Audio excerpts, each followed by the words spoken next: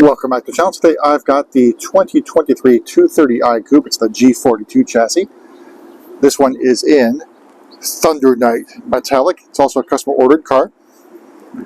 So things have changed with the 230 Coupe in terms of ordering. So back in week 44, which would have been October production, the M Sport package was removed from offer, which means you couldn't get Portimao Blue nor Brooklyn Gray on the car. And you did lose some of the options available to you, like M Sport brakes, different wheel options, etc. So this is a very basic 230i build. You can tell right away that it has, at the minimum, a convenience package, because the headlights are not full LEDs, so you get this little daytime running light going across like that. That's one way to determine whether or not the car has premium package or not. Of course, standard front bumper. There's no M Sport package. So basically a chrome surround for the grille here. And it's closed right now. There are active grills as well. Moving over to the side. So we've got style 780. These are the standard 18-inch wheels. You can opt for a 19-inch wheel. But you can't do anything about the brake calipers. These are the standard brake calipers. They look really, really tiny on the 230i. And the wheel, I think, looks pretty decent for an 18-inch in terms of design. And stepping back, taking a look at the side profile of the 230i. Make our way to the back. So we've got our 3D sculpted taillights going on here. I think are interesting design. They definitely appear very different, either on a photograph or in video. So we still have sort of like a really sort of aggressive looking use of, I don't know what color that would be. It's not black, but basically a gray-black for the diffuser. Dual tailpipes as well. 230i badging in chrome.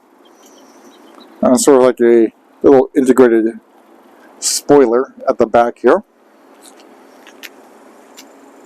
Making our way to the other side of the 230i. So I think it's a pretty good side profile. Sort of classic BMW coupe look. So basically a long hood followed by the canopy. Sort of a boxy type look. Not as boxy as, say, like the M2. It's a little bit of a flared fender look, but not as dramatic as on the M2. Alright, let's make our way inside, go over pricing and options on this 230i Coupe. So opening up, we have the black perforated Sensatech. Standard option on the vehicle. Again, with Thundernight, you could go peanut butter and jelly look and get a cognac interior. Or we can go oyster leather. I think there might be Canberra beige might also work fairly decently against the Thundernight metallic, but this is sort of like your basic look. Very safe choice for the color on the interior. Inside, iDrive 8, and this is the standard steering wheel. Again, no M Sport package means no M steering wheel, but it's a decent looking steering wheel. Not as girthy as, say, the M Sport steering wheel. iDrive 8 instrument panel. And then we got our iDrive 8 curved display. In terms of the trim, I think it's a new one. It's just dark graphite matte trim. Sort of like a very light gray looking trim. In our central console area, of course, we do have the drive selector nub, iDrive controller, all the usuals you'd expect on an iDrive 8 vehicle these days.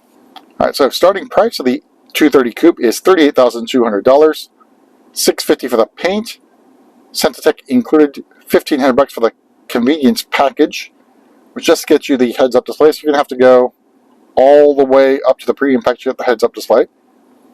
Remote engine start for $300. Wireless device charging for another $200.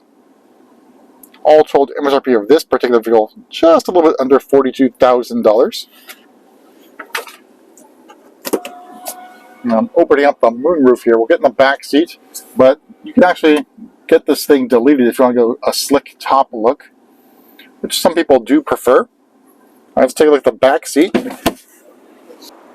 Alright, so again, get in the back seat. Basically, I'll lever back here behind the seat. That folds it and moves the seat slightly up. Alright, so in the back seat, I've got the moonroof shade open, and here's what the cockpit looks like from the back. And I think knee room and legroom, I think a decent amount of space, but the back seat is going to be the problem. So basically, you're going to have to tilt your head down to get off the headliner. But that's what it is like in the back seat of a 2 Series coupe. I think a little bit less room than the previous gen F22 2 Series. You have a third climate zone in the back here for your unlucky or lucky passengers, depending on how tall they are. Alright, make our way to the back. Again, no kick to open on the 2 Series coupe. And try it to no avail. And no powered tailgate either. It does pop up.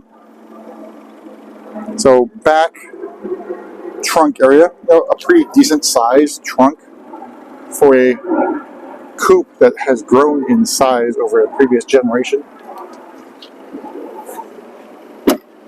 Alright, make our way to the front and go over what's under the hood.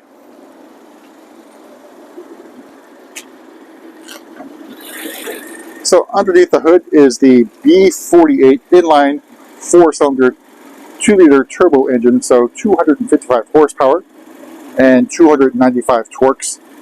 So a really decent amount of power and torque on this 2 Series coupe. But that's basically it for a quick tour around yet another 230 coupe. We'll see you at the next video.